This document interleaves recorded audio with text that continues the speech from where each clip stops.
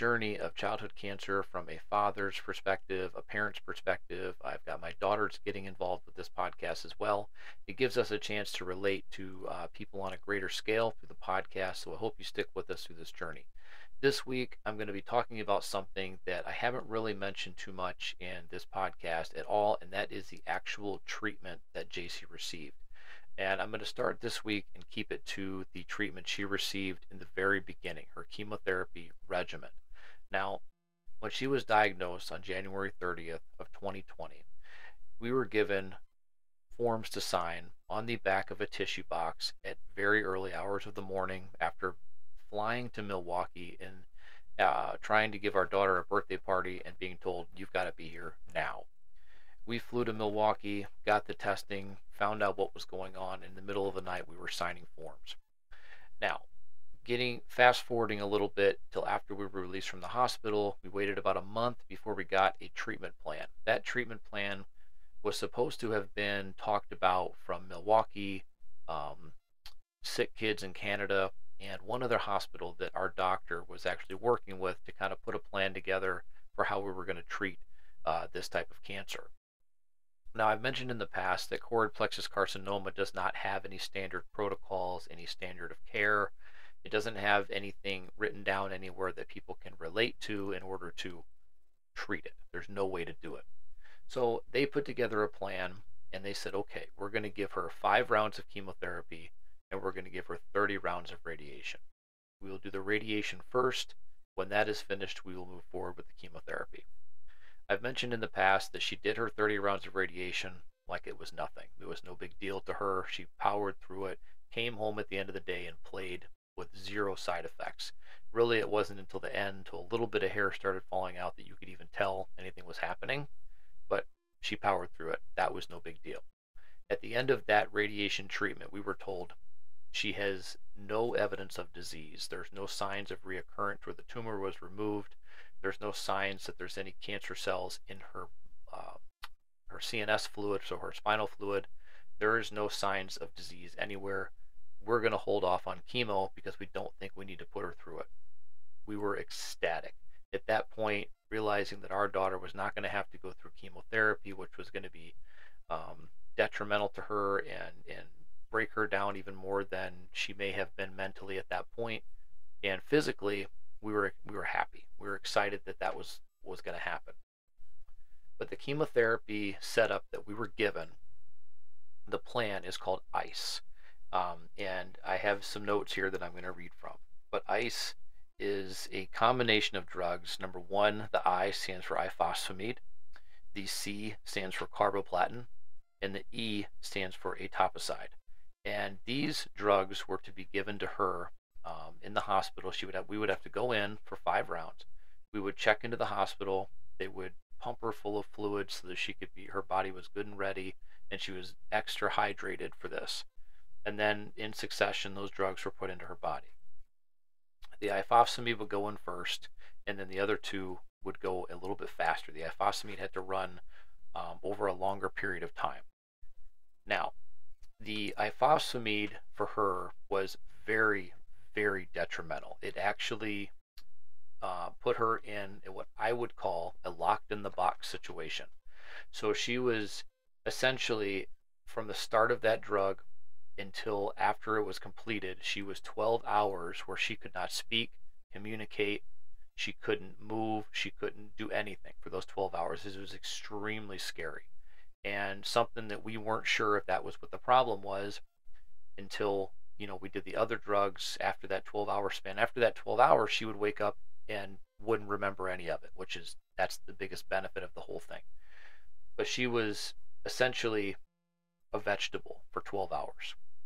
The other 2 drugs went in, came out, no problems. But I remember the very first time that she had that drug, and after she started to come out of it, and she was talking to me and went to go up. We had to get up to go to the bathroom, and she went to stand up and her legs gave out. Completely no control.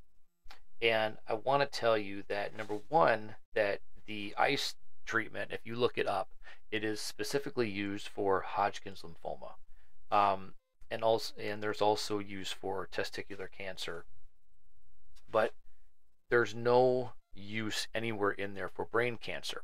And the one thing, before I go a lot really deep into this, is that there is a certain spot, okay, there's a between the brain and everything else below it. It's something called the blood-brain barrier.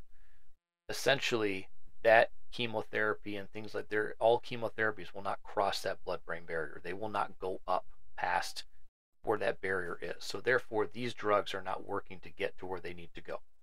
Now, that's a whole nother episode for me to tell you about what I think she should have had after researching it after she passed, and what we think should have been done as opposed to what she was given. But that's neither here nor there right now. Now, with ice therapy, the side effects, again, now these side effects, I will tell you which ones she had, and they're very scary. Short-term memory loss, like I mentioned, after that 12 hours, she would wake up, nothing, had no idea what had happened, what had gone on. And when I mean everything, I mean there was no use of her legs, her arms. She couldn't speak to me. She would wet the bed, but she had no recollection of it at all. Emotional instability, yes, she would go through, you could tell that she was locked in there and she wanted to get out. You could tell that she was in there and had no control, and she would cry. She'd be very emotional because she couldn't communicate with you. Muscle twitching. Now, the muscle twitching I will associate to something else here in a few minutes, but that was something that was, yes, it literally looked like she was having muscle spasms in her legs and her arms. And not seizures, but her like speech, language difficulties. Yes, she would definitely have a lot of these symptoms, and it was very, very scary. And I'm going to talk about this first before I go into the other two drugs. But when we got out of this first therapy, we spoke about what we needed to do to possibly help this from happening again. So they introduced something that's called methylene blue. Now, methylene blue was supposed to kind of counteract what was happening with the ifosfamide. And unfortunately, I think it did worse. It made it actually a worse thing. And I want to tell you real quick what it says. Ifosfamide-induced encephalopathy. It's a rare and serious adverse reaction. So there's no standard medication or documented effect on how to fix it. Okay, when you put these two together, it's supposed to make things better. The methylene blue is supposed to kind of counteract things, and what it did was it caused the twitching that I spoke about earlier to get very, very severe. And I mean so severe that she literally sat up in bed a couple of times. It inadvertently just sat up. That's how bad the twitching was. And her body would just be moving in the bed. Her arms would be shaking. And it would take that 12 hours before that would go away. It was almost like her body was winding down from this treatment. And it was the worst. So we went through it twice. The methylene blue was added in the second treatment, the second chemotherapy round out of the 5. We were at the point, we went through that, it got even worse. The only thing we could do, and Jason and I would make jokes about this, is the methylene blue would turn your pee a royal blue. And the only way we knew when that drug was completely out of her system was when the pee was when it was completely clear. And that was something that we could bond over and joke about in a way to bring kind of smiles and laughter to a situation that was extremely scary, especially being that myself, I was in there by myself with her because my wife was home with my other 2 girls. So we had to split up for these treatments. So to be there by myself and see these things, it was very, very scary. And a few times I slept on the floor in a kneeling position with my arm across her to make sure that she was okay, to make sure she wouldn't just sit up and roll out of bed, because it was scary to see this happen. I slept in the bed with her, but it was not something that I would wish on anybody. It was a very scary situation. The second type of drug that goes into this is something called carboplatin, and it slows the growth of cancer cells. What it's supposed to do is slow the growth in other rapidly growing cells that are damaging your DNA. So that's what this carboplatin was supposed to be doing. And again, now this one, okay, carboplatin was mainly used in ovarian cancer by itself. Okay, it's part of the ICE therapy, which the ICE therapy is for Hodgkin's lymphoma, but carboplatin by itself was used in ovarian cancer. So once again, we're staying away from the brain. We'll talk about that later.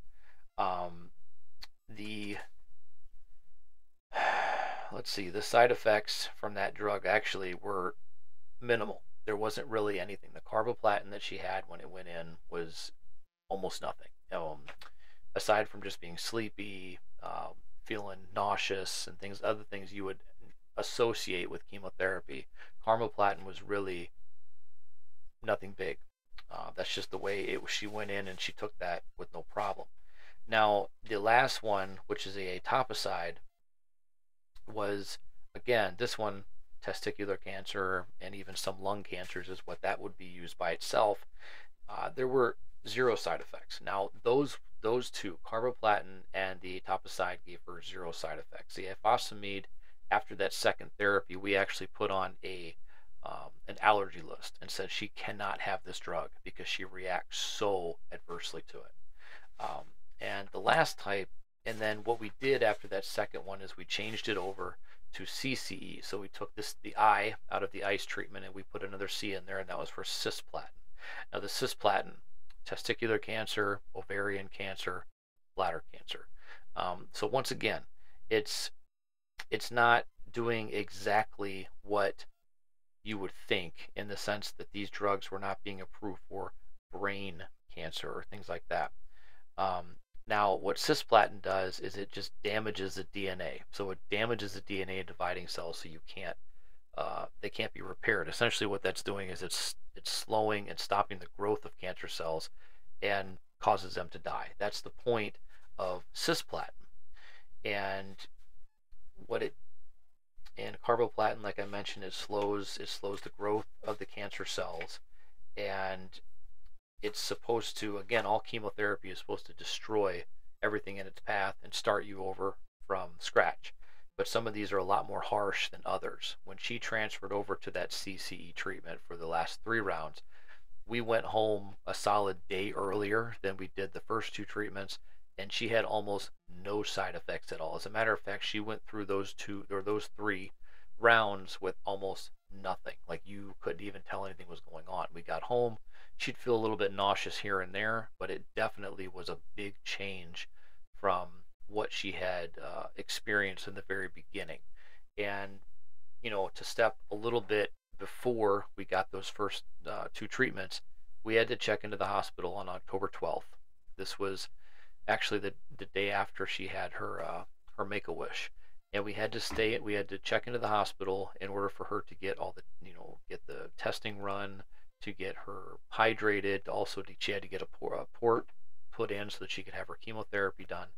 And what they ended up doing is they gave her a saline solution that was not correct. It was causing a lot of problems. And what ended up happening is her salt content got so low in her body that she was on the verge of seizures. And when I mean seizures, I mean for a good solid 12 hours she was throwing up every hour. She was getting sick. It got to the point where she could no longer hold her head up anymore.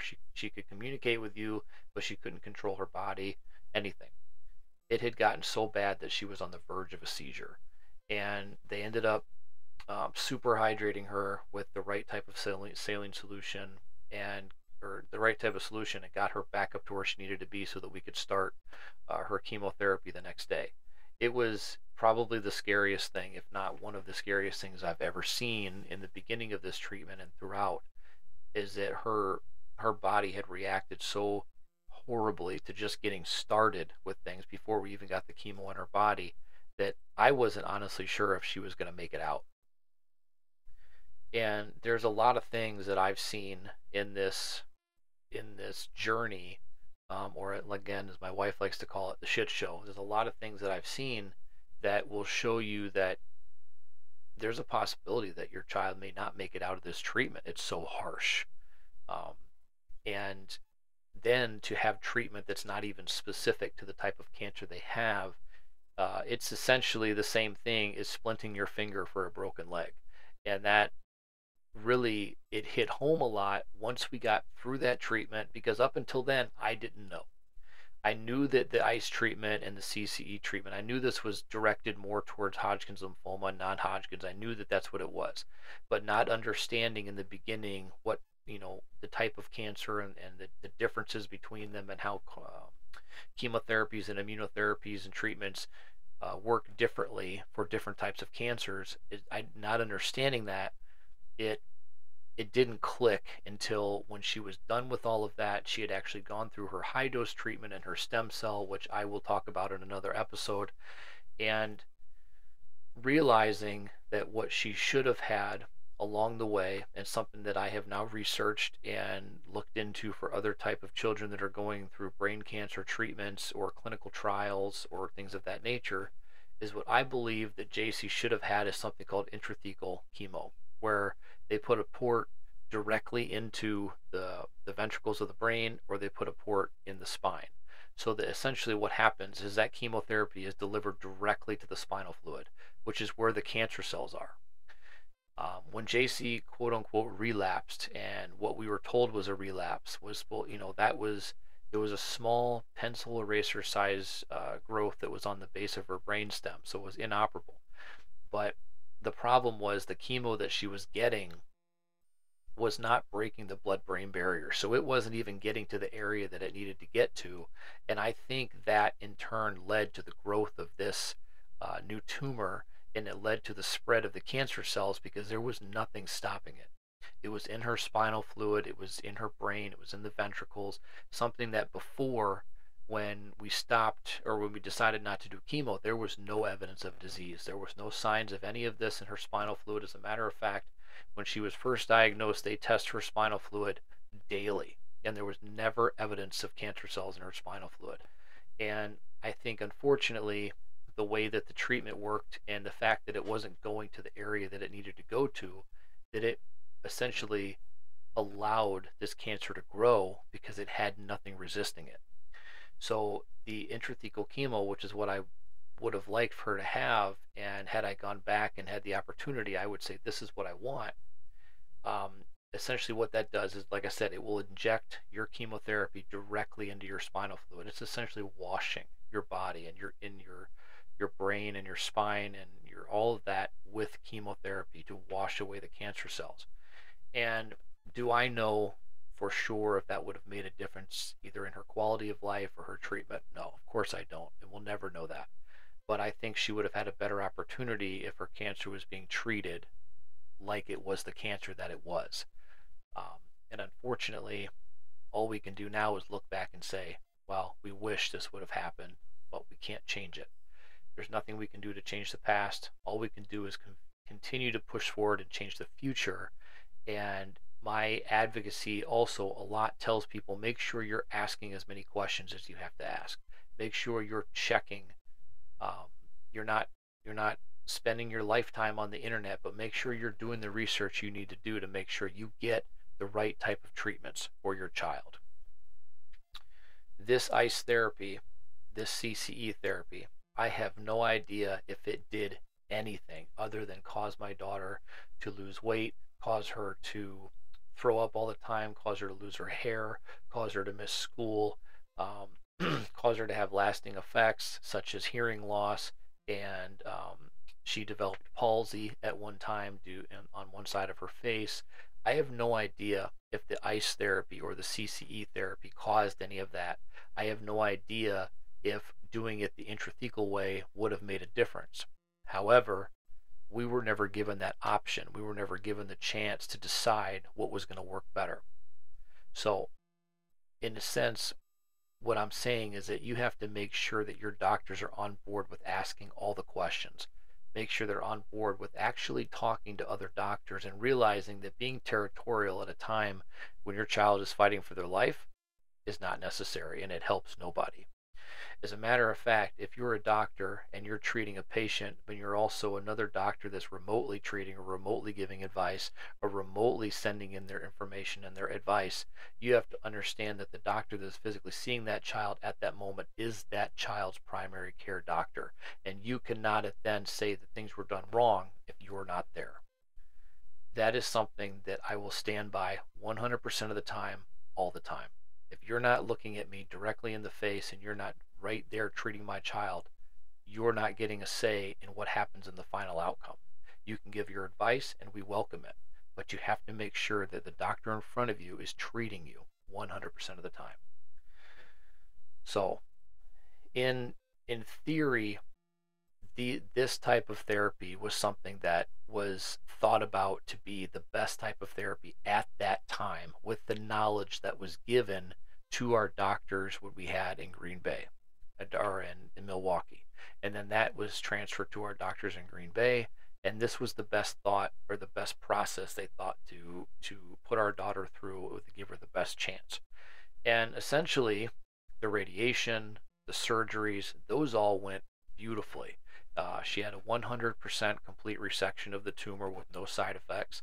She had all the radiation, 30 rounds of radiation, with no side effects aside from a small loss of hair in the spot where she had directed. So it was small loss of hair, and then it came back a little bit different color, which was fine. She didn't care. And then it started to fall out a little bit more on one side. Again, she did not care. That was the side effects she had from that. Done. The side effects from the chemo were lasting.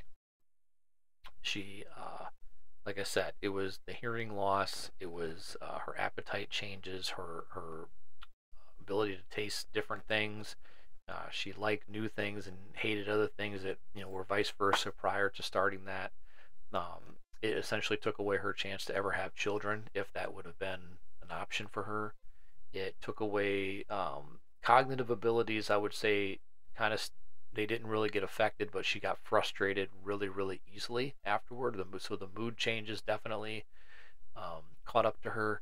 So these side effects that these children have and that they go through, like we've often talked about, and they are sometimes worse than the actual therapy that they're going through, and that is something that is scary, because they don't understand why they're feeling so bad when the drugs are supposed to make them better. And we all understand that chemotherapy, when we think of chemotherapy, we think of the loss of hair. We think of being sick all the time, feeling drained, no energy, maybe even lack of color in your skin, like you're not outside playing and getting that ability to get that sunlight on you and things like that. We kind of think of like people that are withered away because of the way this treatment just beats the crap out of them. And essentially, a lot of that is true, but with kids, they have the ability to bounce back because they're just built that way. They're built to bounce back, and they're built to really take a lot more abuse, physically than we can as adults. I think that their bodies are just their immune systems and all that, their ability to heal. It gives them the ability to bounce back. But we're also giving them these types of drugs that are not, they're FDA approved, and they're approved for cancer treatments, but they're not specifically approved just for kids. And I've said it before, and what my friends have said it and things like that, is that there is an aisle in Walmart, at Target, at Walgreens, whatever, for just children's medication, whether it's cold medication, whether it's Tylenol or Advil or things like that. There's an aisle just for children. So if children and adults are the same, and we can treat them exactly the same with these chemotherapies and immunotherapies, then why do we have separate aisles for them for drugs such as Advil or Tylenol or cold medicine, things like that? Why do we have separate aisles? We shouldn't, if they're the same. That's the key. Understanding and getting people to understand, whether it's a doctor or a politician or whatever, a high school principal, whatever, it doesn't matter. Getting somebody to understand that there are advancements in cancer treatments, there are advancements in chemotherapies, there are advancements in how we treat things with, like I said, immunotherapy, chemotherapy, cannabinoids, and killer cells, and CAR T cell treatment, and things of all that nature. There's tons of research out there. The problem is getting that research directed to just be for kids, and unfortunately, that's been the biggest problem, is that there isn't a direct research link to any of these drugs just for kids. There's a direct research link to cancer as a whole, and that's not the same thing. That's not the same thing as researching children's drugs and children's treatments, because children and adults are not the same. Their bodies are not the same. They do not react the same way to these types of drugs. They do not react the same way to the types of therapies that we're putting them through. Think about this. As an adult, if you got uh, emotional instability, you could understand as an adult, as a grown human, you could understand how to deal with that emotional instability. How do I deal with being sad and not knowing why? How do I deal with being angry but not knowing why? Or being scared and not knowing why? You, as a human, as an adult grown up, you could figure out how to do it on your own or with the help of others. You could figure out that I don't know why I'm feeling this way, but I can figure it out. I can manage it. I can whatever you need to do to move forward, right? As a child, you don't understand. You can say I'm mad and I don't know why, but I don't know what to do about it. I'm scared now. I'm scared that I'm feeling this way and I don't understand. They're going through this, and their innocent, genuine hearts and innocent, genuine brains are not able to understand why all these things are happening to them.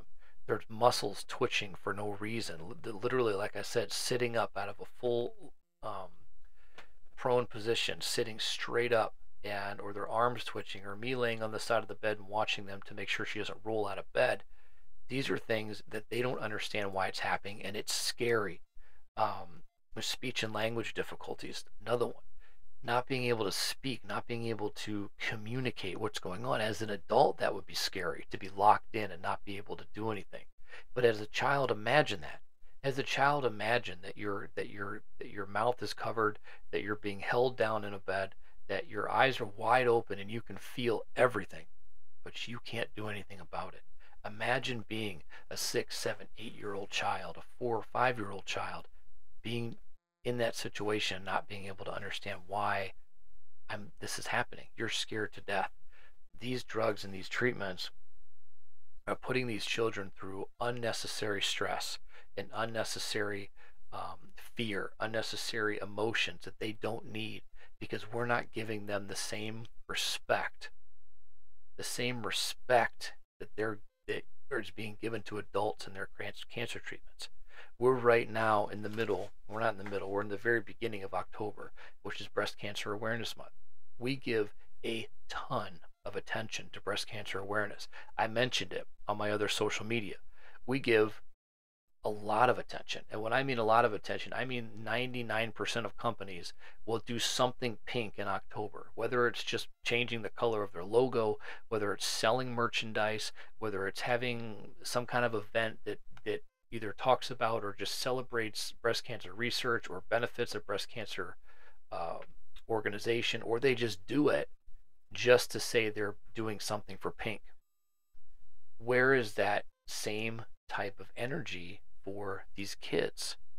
Like, I've mentioned it a million times before. I have nothing against women that are going through this battle. You are some of the strongest people on this planet. You can go through this battle. Some of you have your bodies changed forever so that you can live a full life and not have to worry about the cancer, and you continue to fight it and kick its ass, and you guys are amazing. But these kids, we struggle and we fight and we claw and we scratch and we scream to get more awareness, so that we're going through drugs and treatments like this, like ICE and CCE, ifosfamide, putting your child in a 12-hour locked in the box situation, or methylene blue that makes them sit up out of a prone position or twitch until they fall off the bed and get out of bed and damn near fall on their ass because their legs are completely numb. Imagine that. Imagine that as an 8-year-old child going through this. Another friend of ours going through the same type of therapy had the same damn reaction, to the methylene blue and ifosfamide combination. It is a problem. It is an issue that these kids are having to go through these, essentially just a test to see if it'll work, with no understanding of how badly it's going to make them feel and how scared they are. I will tell you forever and a day that these children are the strongest people on this planet. They are the strongest people I've ever met. They are the strongest people that I've ever had the honor of coming into contact with. They are the strongest people, and those that I will continue to fight for every single day of my life. But they deserve better. They deserve 100% better than what they're getting. Um, the only way that that's going to happen is by continuing to share our stories, by continuing to take this podcast, pass it on to your friends, by continuing to take our social media, our mission at Battlecorn Care Packages, our mission, and hopefully the new name soon, Chasing Rainbows for JC, a cure for choroid plexus carcinoma. And hopefully everything that we're pushing forward for, take all of that information, run with it to your senators, to your congresspeople, to your capitals. Run with it to DC, run with it to your state legislators, your local legislators, your assembly, your mayor, your governor. Run with it. We have got to get these kids better treatments. We have got to get these kids better options, because this shit right here, this ice, this CC, this methylene blue, this encephalopathy, these kids going through the worst days of their lives and the worst treatments ever, because they're not meant for kids. Okay? Taking an adult-sized bottle and putting it in a smaller container and saying, here's your kid's version, is not the same thing as a drug that is specifically meant for a child's body, that is still developing, that is still growing. And you're putting drugs in them that are stopping all of that, because it's the only options you have. On one hand, I don't blame the doctors, because they're only working with the tools they're given. But on the other hand, I do blame the doctors, because sometimes there are other options, but you are so territorial that you will not reach out to other people to see if you've got the best option that you're giving that patient. And you're not willing to come forward and accept responsibility if it doesn't go well. You know what?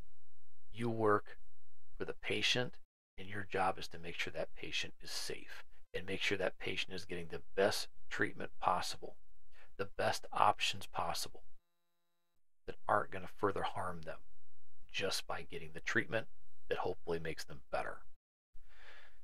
Thank you guys for sticking with me through this. I know that I was speaking about the ice therapy, ifosfamide, etoposide, carboplatin, and then cisplatin, as well as the methylene blue treatments. I got a little bit onto a rant there, but at the same time, these are the therapies. I urge you to look them up. I urge you to look up their side effects, look up their uses, and then compare it to the fact that it was used on a child with brain cancer, that really none of the drugs made any sense to be used there. And the fact that the moral of the story is that there is no protocol for the type of cancer that JC had. And unfortunately, a lot of cancers out there, especially along the brain cancer side, DIPG, DMG, ATRT, none of these types of cancers, I mean, I'll call them the big four, none of them have a set protocol as to how to treat them. As a matter of fact, a lot of kids and a lot of families are told when that diagnosis comes through, we'll do everything we can to make your child comfortable, but there's nothing we can do, and your child is going to die from this. And to hear a mother tell me that, and to hear them say that, is horrible. A lot of that is on the doctor for essentially giving up, but at the same time, like I said, a lot of that is because they just don't have any tools in the toolbox to fix it. We need to make that difference. We need to make that change. And here in our house, at this podcast, at Battlecorn, at Chasing Rainbows for JC, of everything that we do, we are doing everything to make a difference and make it better.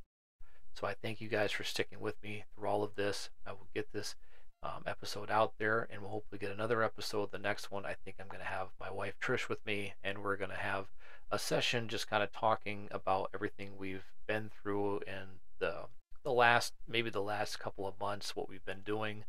Hopefully the progress that we have on moving forward with some legislation around here, as well as some new research that I've been able to come in contact with, and hopefully that will be able to be put out there. So thank you guys for sticking with me. I will talk to you all next week.